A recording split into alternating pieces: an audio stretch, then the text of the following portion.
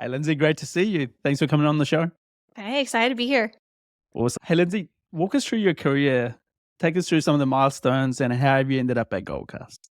Yeah, so I am pretty interesting where I've always done the same kind of role and function. I've always been, I'd say, a content marketer at heart and the soul of my role, but in very vastly different industries.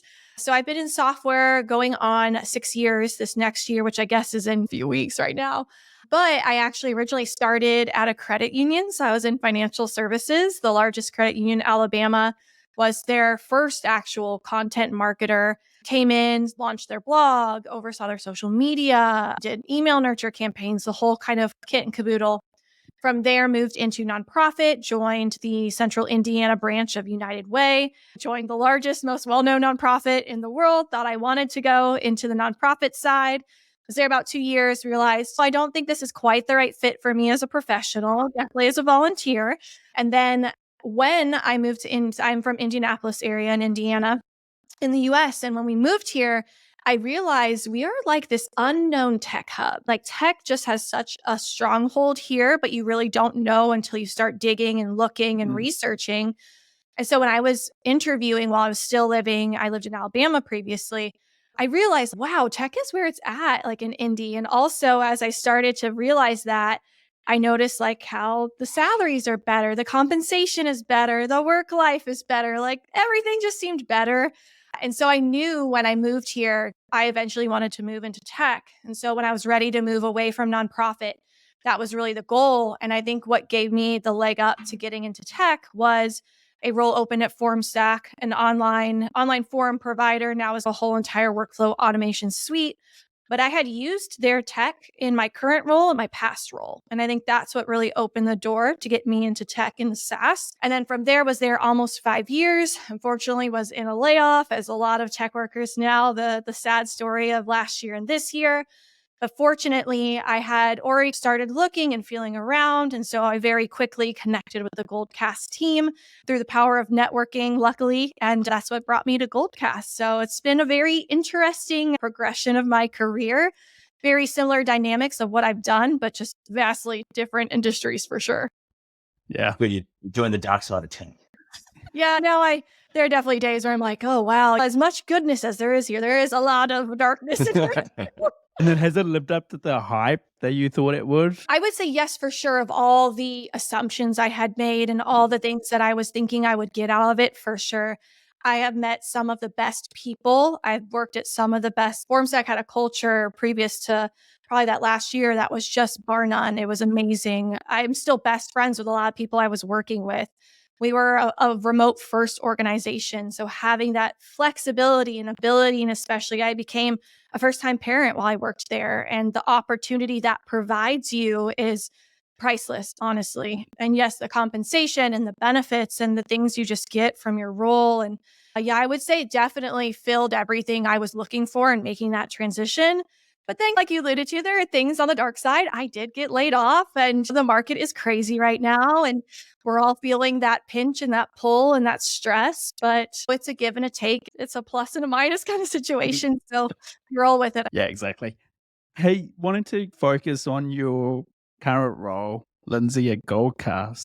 What does a typical day or week look like for a director of content and campaigns?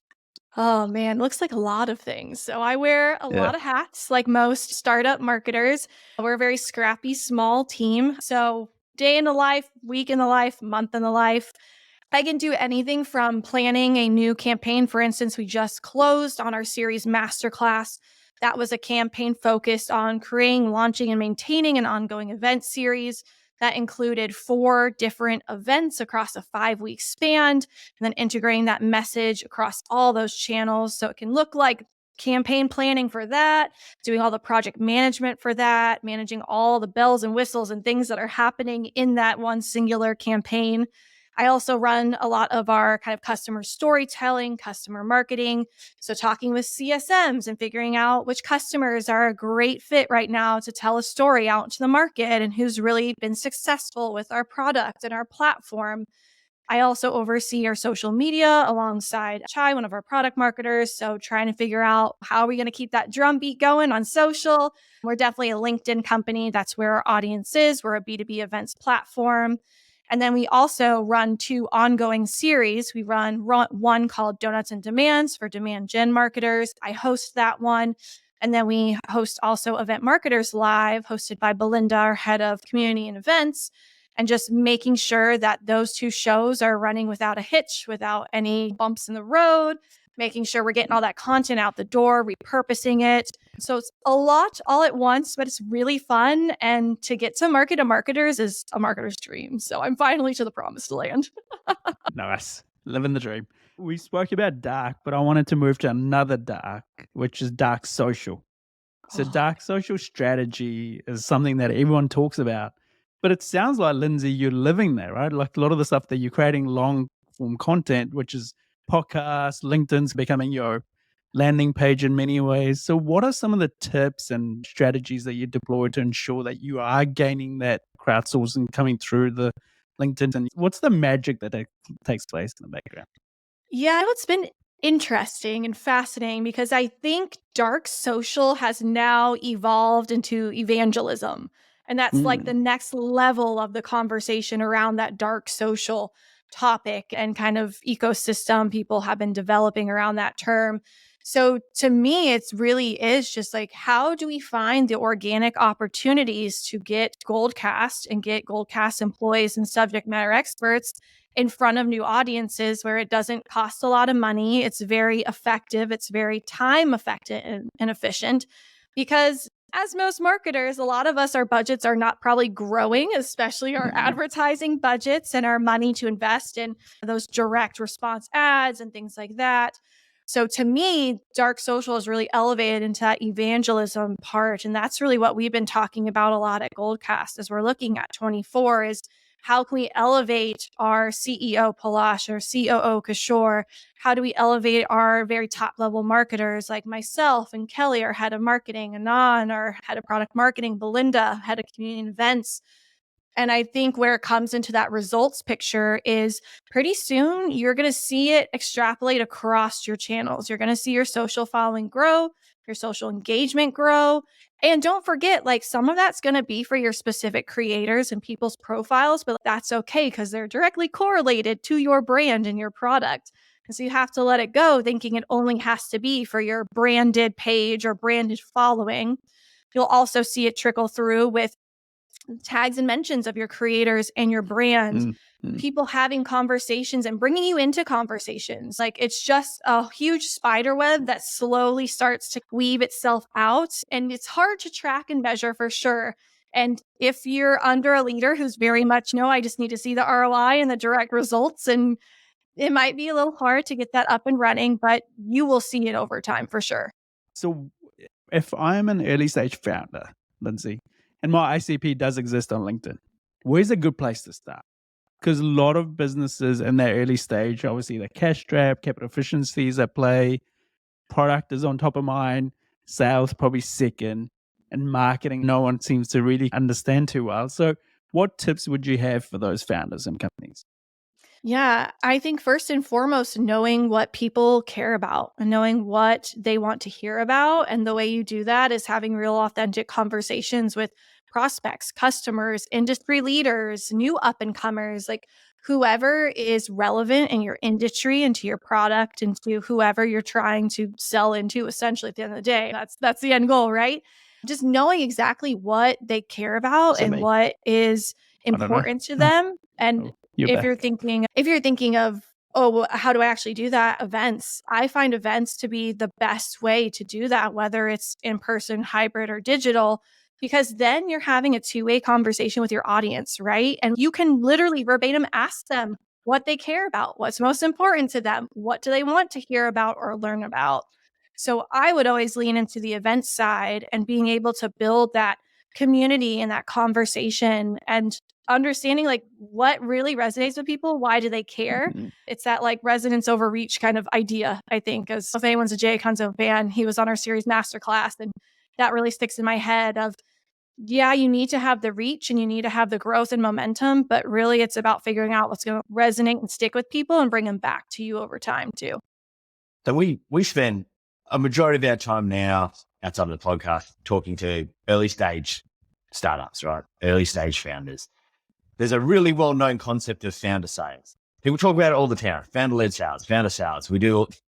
No one ever talks about founder marketing, founder-led marketing, or what a founder should be doing in that really early stage where they don't have a huge amount of money. Like, what are some things that a strong founder could do to start building some of the presence that you and the companies you've worked for have done? Are there like a couple of things you'd be like, hey, I always get asked the question. They're like, oh, I don't say much on LinkedIn because I don't have professional marketers with me to tell me what I should do yet. Is that the right way to think about it as a founder? Because I think if there's something that doesn't get talked about a lot, it's founder-led marketing. Founder-led sales continually. Silence on the other side. No way, Jose. Do not fall for that trap. And I think one thing that's interesting is if you've listened to marketers in the past 6 months or year, I think a lot of us are leaning into the fact that the more passionate you are about what you're selling or what you're developing, what you're creating, that'll make it easier to market. So founders should have the easiest time marketing their product and company because it's your baby, right? It is what you are putting all of your time and effort and blood, sweat, tears, all those things into. And so you shouldn't wait to find that marketer who's going to polish you up or perfect you or make you beautiful and lovely. No one wants that now anyways, right? I think we're past that kind of corporate era of the jargonized and the perfect and the beautiful and the polished. Like people want more raw, people want more emotional, people want more connection.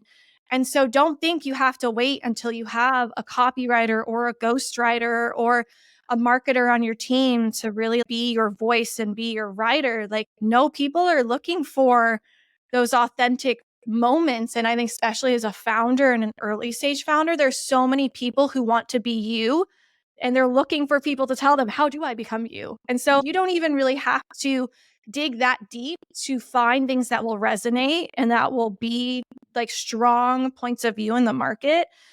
I think the hardest thing is just getting started, right? Especially if no one's following you, no one knows you. Like, but think about it. For a majority of people, if you don't come from a prevalent or prominent family, people probably don't know you. So they all started from that spot.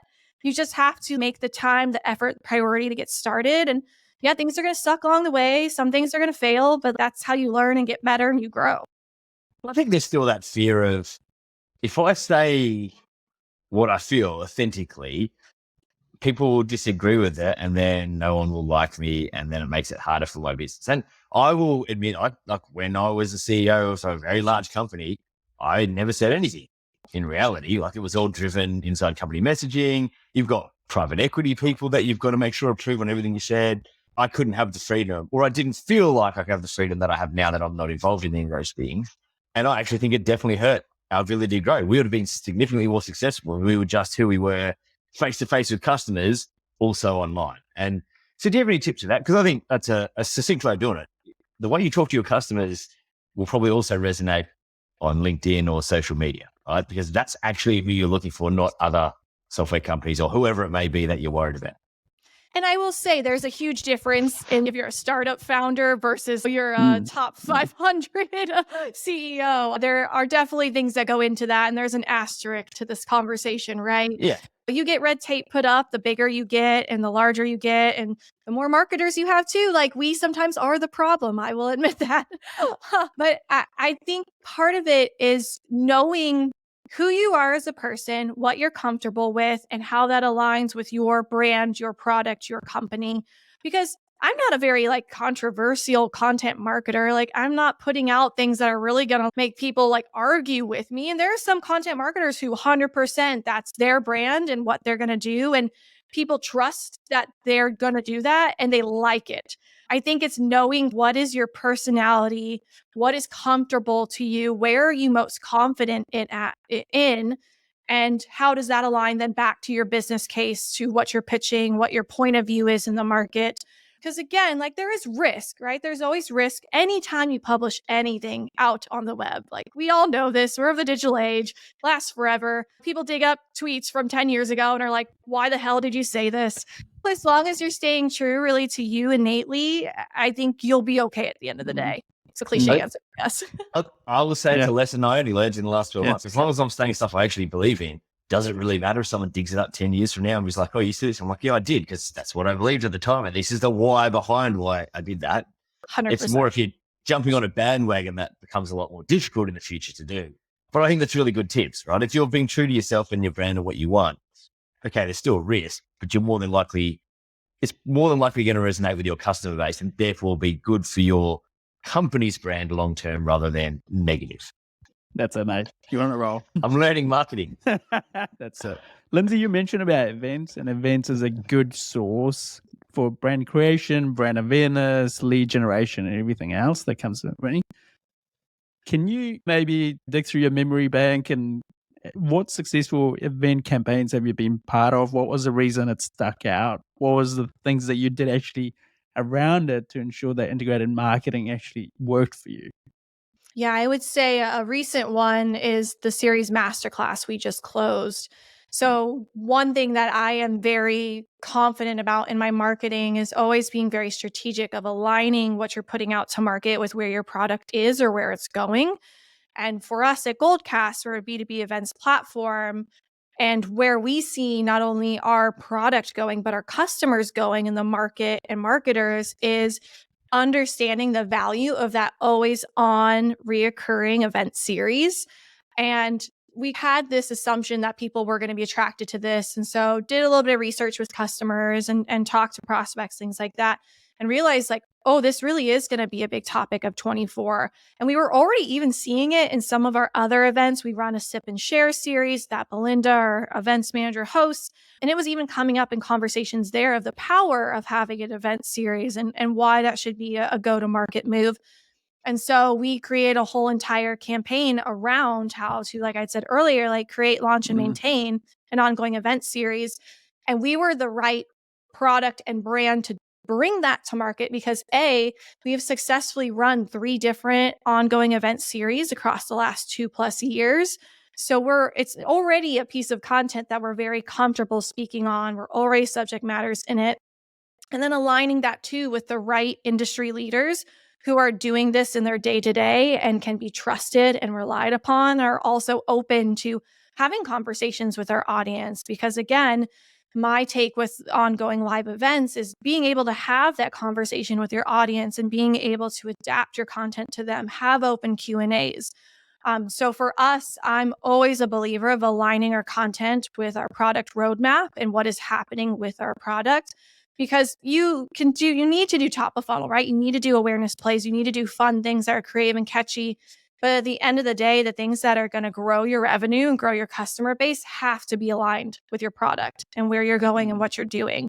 And so for us, early on, I knew we were going to launch a series product that allowed marketers to easily create an ongoing event series through our platform. And so that's what kind of led to this campaign creation. And it's been really amazing to see this trifecta of the market talking about what we're doing, us taking initiative there and creating something that addresses this need, and then finding the marketers and the industry leaders who are talking about this already and uniting it and putting a pretty little bow on it. And it's just been really cool to watch it all come together. And sometimes your bets in that area are not going to pay off. And everyone who's worked at a software company has watched those bets not work out. But to see it work out and to see it come full circle with our content and with our videos and with our campaign overall, it's been really cool to see how we can get in on that kind of social train of what's already out in the market with what we're doing as a product and a company. Makes a ton of sense. So going back to the early stage founder mindset for a second here, Lindsay, as we're thinking about 2024, we don't have the capital yet to do this mega event, right? So we can go attend a few trade shows or trade events, depending on which sector you're playing in, or we can run some micro events. So how should one think about planning and how should we actually even think of budget for some of these events? Yeah, that's a great question. And I would highly recommend going into I want to say it was the November episode of Event Marketers Live. They talked about just this and how to balance those kind of bigger investments with those smaller investments. Because y'all, trade shows are expensive, so expensive. So I think our take has been find ways that you can align to those bigger cost events that you probably honestly can't afford. Some of them are like 60, 70 plus $1,000. At least. Yeah, exactly. It's crazy. I think our take has always been, if you're in a place where you don't have that kind of chunk change lying around, and a lot of software companies don't right now, find ways where you can still have a presence or integrate yourself into that event that doesn't cost that substantial amounts. For us as a brand, it's been hosting industry event nights that are happening. Like Metadata did a casino night that we did like a sponsorship with them for them. We still had a presence at this event, but we weren't necessarily paying that huge booth cost or that sponsor cost or whatever it might be. And also thinking about too, if you're sending people to this conference as an attendee, you're not necessarily there as a brand, how can you do on-site content during that event? So Arthur Castillo of Chili Piper was on one of our sip and shares in October, and he was talking about their strategy of anytime they have anyone anywhere, it always has a content strategy baked with it. So who can we find to interview on site at that event? Where can we be where we're going to get an audience somehow when we're organically filming a video or doing an interview? So thinking of creative things you can do at those large scale events if you don't have the funds to pay for them, because again, that's a big budget line item. And on the flip side, for the smaller events, and when it comes to in person, there's still going to be a cost to that, depending how many people you want to get in a room. It could be $5,000 to $15,000 plus dollars, but you can be very strategic with that, right? So I think that's a playing point in those in-person, smaller, more intimate events. And then when it comes to virtual and digital events, to me, it's more thinking about not only is it an event in the way you would traditionally think of event, but it is a content circle and a content redistribution play. Especially for us, I have access to Content Lab within our product where I can go into our Donuts and Demand events or our Event Marketer Live events, and I can automatically clip clips out of that. I have 5 YouTube reels or shorts, whichever term is for YouTube.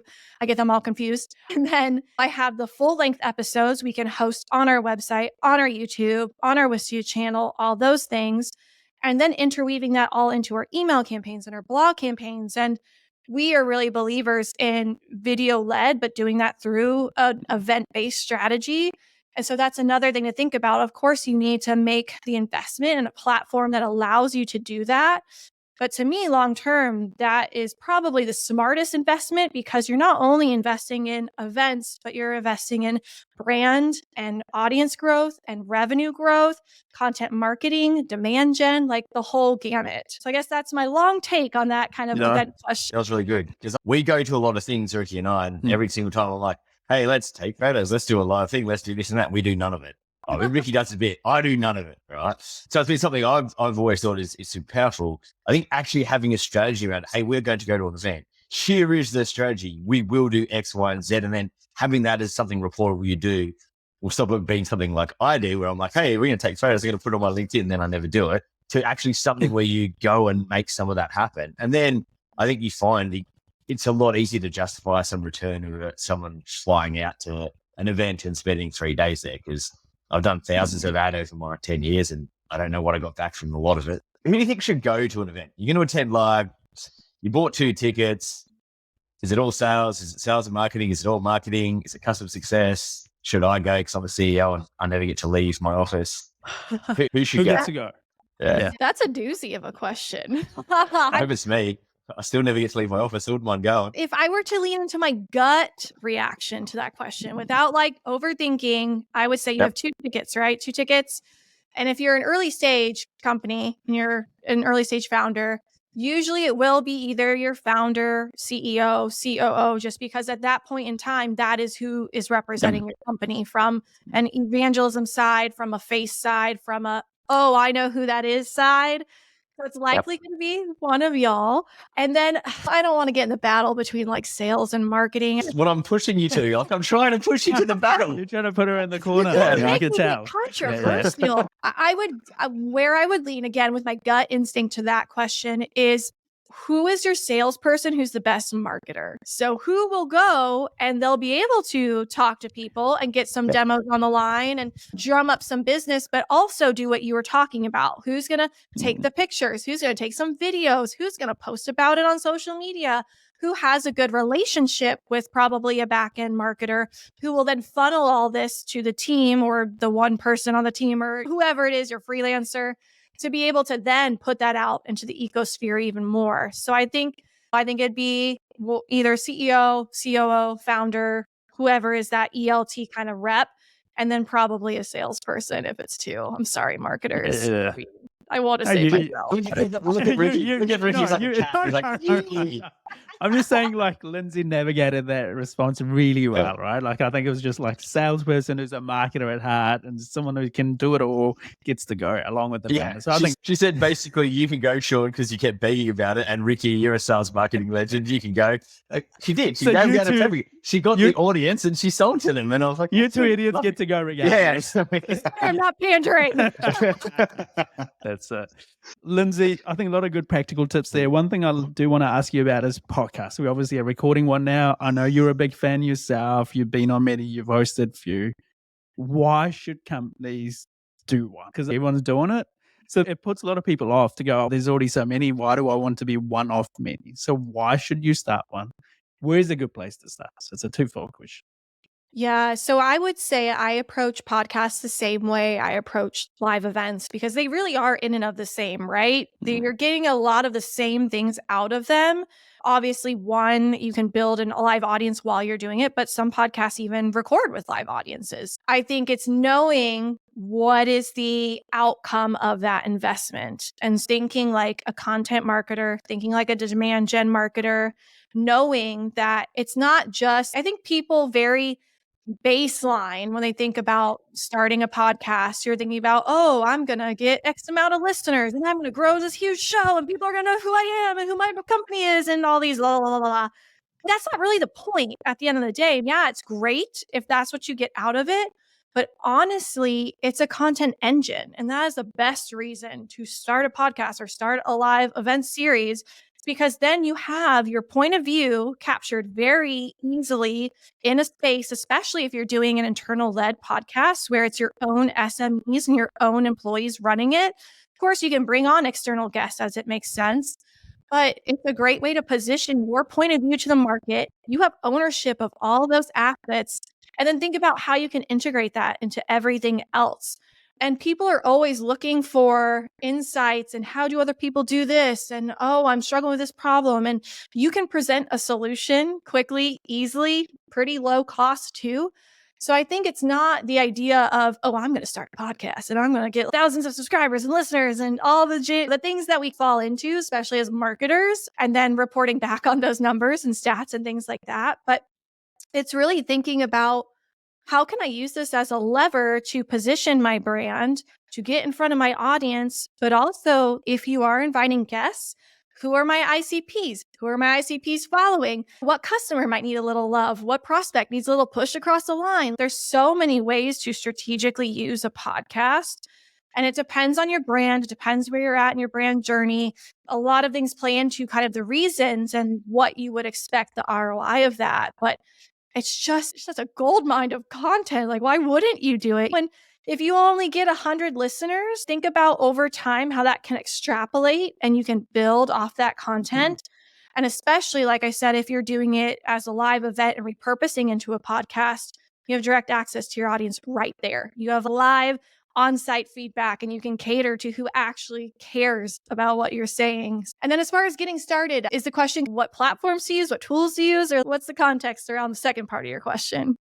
Firstly, you brilliantly put together as to why should you start one. Second was, where's a good place to start? I think you've already answered that, internal versus bringing the external guests. So that was part of the question, but you've answered all of it. So we can probably switch up gear here a little bit, Lindsay. I do want to ask you, in the last 12 to 18 months, what's been the biggest challenge that you've had to overcome professionally? Oh, I would say learning how to be an event marketer because I'm not an event marketer. I am now, but it was really funny because I have a lot of event marketer friends just being a marketer and being in software. but I never really understood what it meant for the stress of an event marketer and what that entails and just the whole different level of pressure you feel when you are an event marketer.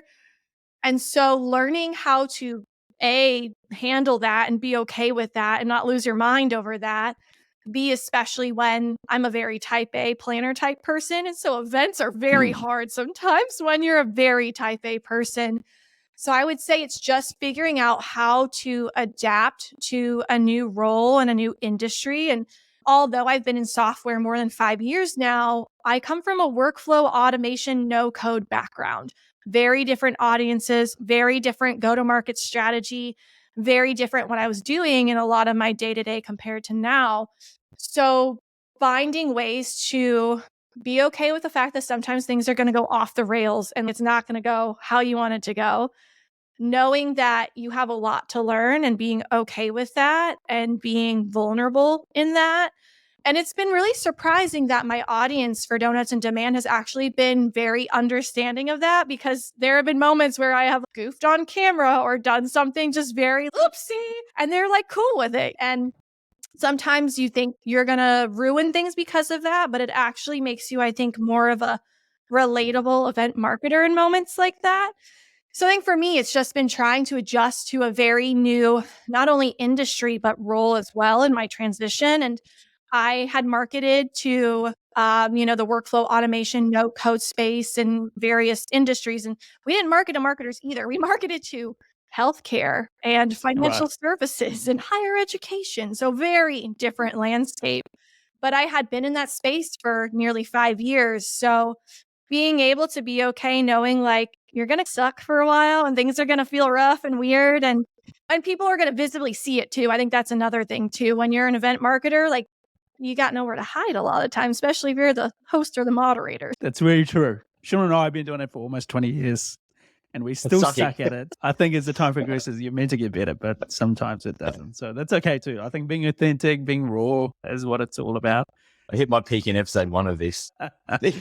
So I guess, I think we've talked a lot about the changing landscape of marketing and that the huge evolution from, we all talk about digital and digital AdWords and to the more authentic storytelling driven marketing that I think dominates what's going on now. As you look to next year in your role, do you see that trend continuing, a lot more social presence, a lot more of this authentic evangelism? Or do you think there's more shifts to come with the advent of AI? Where are you seeing some of the marketing trends going? Loaded questions. Yeah, I think for us, what we've been talking a lot about at Goldcast is the consumerization of B2B marketing. And that sounds like a mouthful, but I think most of us probably have a light bulb when you hear that of, oh yeah, because the cliches of B2B is boring and B2B is whack. And like, why do we sell the way we sell? Why do we market the way we market? And finally, I think we're at a time where an epiphany is happening of like, how about we just stop talking about how much it sucks and actually change it and do something different? And I think we're starting to see brands do that and do that well. And other brands are realizing like, wow, if I don't get on this now, I'm going to be like the one everyone's making fun of and BSing on the social channels and all that stuff.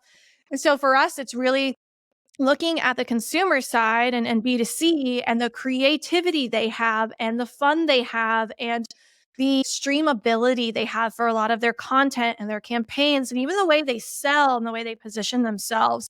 And so we're trying to figure out as a brand, where do we lean into to do that ourselves? Because we have always been a little edgier, a little bit more fun, a little bit more captivating, but I don't think we as a brand have pushed it enough. And we're starting to see we need to be a forefront runner in this change of being more creative, being more Hollywood, doing things that are bigger and better and adapting to the way that people are changing. We're very much like content consumers now. You can say all you want about TikTok being terrible, but that's where people are at and that's what's hooking people. And so just thinking about how can we become more of a media company? What advice would you give to someone starting in content and campaign management, right? Man, there's so many things. So this isn't so much related into actually the role of being over content and campaigns, but one thing that I have learned, and especially in the last few years, is the power of your network. And when I was in college and back in those good old days, I was always of the mindset of, oh, it's what, not who. When you get to the real world and you're like, oh, that's not really true at all. And maybe colleges have gotten a little bit more progressive on teaching this, but when I was in college, it really wasn't taught. They did not Mm, teach us of how important it was to have a network and build your network and have those relationships. And I am very much a realization of the power of that. That's what brought me to Goldcast. I had a Chelsea, who was over at Terminus beforehand, and she knew Justin at Drift, who knew Kelly at Goldcast. And Kelly told Justin, hey, I'm hiring for this role. Do you know anyone? Justin told Chelsea, hey, I'm hiring for this role. You know anyone? Chelsea reached out to me directly and said, hey, I think you'd be fabulous for this role. Here you go. I can make an intro. And that literally changed my life. And if I still had the mindset I did when I graduated college, never ever would have happened in a million years. So I think generically, that's my number one tip. And then as far as the content and campaign side, I think especially if you are at an early stage startup, if you have a small scrappy team, being strong in and some people are going to be like, oh my God, this sounds awful. And why would you even say this? But it's true. Being really strong in the project management side can set you apart so much, especially in a very hard mm, job market right mm, now. If anyone's trying to find a job, it's insanity out there. A job mm, posts and there's 250, 500 applicants in the first 6 hours. It's wild.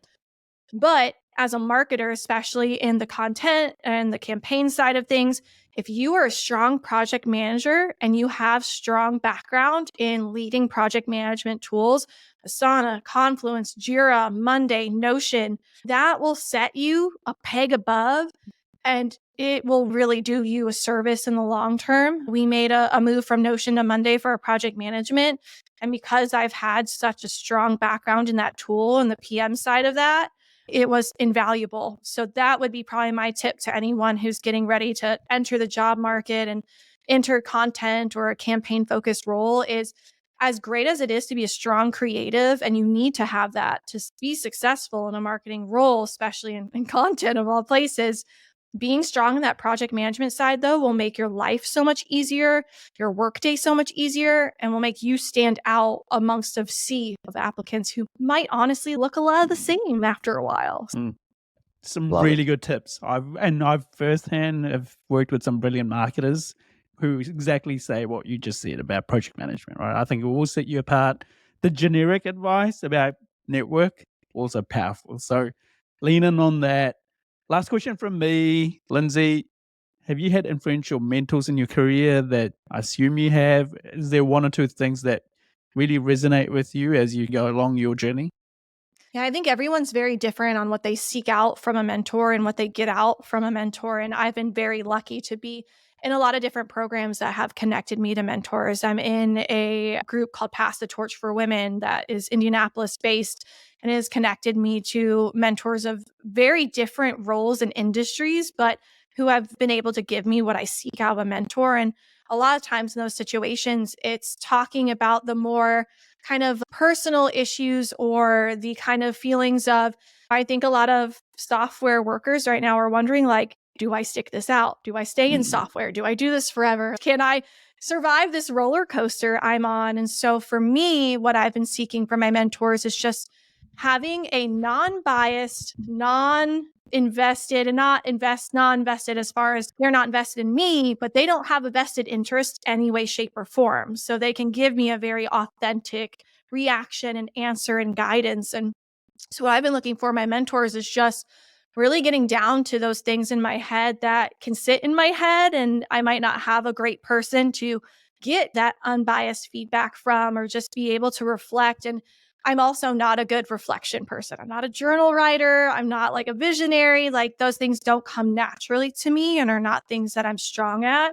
And so for me, it's been knowing that my mentors can be that for me and they can help be, sounds silly, but like my living, breathing journal, maybe in a way, mm, and not mm, getting too deep, but it's been super helpful to have them to guide me on this kind of, do I want to be in software forever? Do I want to how do I handle this changing dynamic of, I've seen it be really good, I've seen it be really bad, and in the middle. And so I think it's been helpful to have people who might not look exactly like I do as far as role and what company they're in and what function they're fulfilling.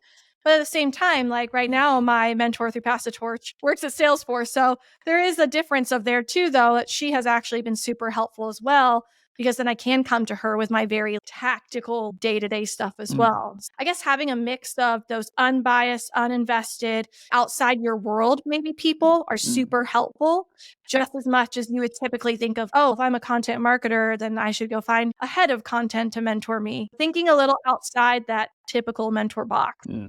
Great tips again. Would love to take you through a quick fire round, Lindsay. Wait, you forgot your favorite. Oh, no, I do. I should. Favorite question. When you do decide to hang up your boots, what should your legacy be? What do you want to be known for, Lindsay? It actually ties really well into the mentor one, because one of my mentors, her name is Tanya Zion. I met her through the Edge Mentoring Project, which is also, they actually, I think, are a national group, but Indianapolis based. And Tanya has always told me, when you turn 80, what do you want to reflect on your life? What's going to make your 80-year-old self proud? And that's always really resonated with me. And I guess when I think about my legacy, I want to be known as someone who has always weighed my decisions and made decisions based on what would produce the greatest good. I'm a very altruistic person, I would say, overall. And so I would want my legacy to be, and this is my mantra. And actually, eventually, when my son is old enough to write, this is my next tattoo. I want to get his handwriting that says, do the greatest good. That's my mantra of my life and the choices and the decisions I make. And so I always want to be doing the greatest good of the decisions I make. And I guess that's the legacy I want when I'm 80-year-old and look back. And love it. Very nice. Very cool. You're the most prepared to answer that question because you've already thought about it. Usually it's great because they're like, oh, I don't know. I'm going to be the most amazing marketer. That's what I'm going to be known for. So awesome, really. I will say, it's an interesting question, because there are lots of days where I'm struggling of like, why am I a content marketer? Why do I sell software? But then at the end of the day, I think about all the goodness that comes out of it, all the people I get to meet, and what I am able to give my family. And so it all stacks up. Yeah. I like that. Okay, so now I think we can take you through a quick fire round. These are easy. Whatever comes to your mind first, let's just hear it. One answer. One answer. I must have. Yeah. Favorite sports team, Lindsay? They're doing good now, so the Colts. So this season is die hard of where I live is who I root for. Yeah. I've had a lot of rough seasons, so I'm happy with That's right. Claim it. When you got a good one, just claim it. What about favorite music type? I'm an emo kid. Yeah. That's cool. What about favorite movie of all time? Of all time? This one's really hard. I know. It's like choosing your favorite kid, but you got to pick one. Yeah. The youngest. I don't know. You better cut that. Favorite movie? Okay. I would say Glory. Glory? Oh, yeah. We've not had that before. Yeah. Favorite place to visit? Somewhere I haven't been yet. Yeah. We do ask that. Yeah. Yep. That's cool. Bucket list item.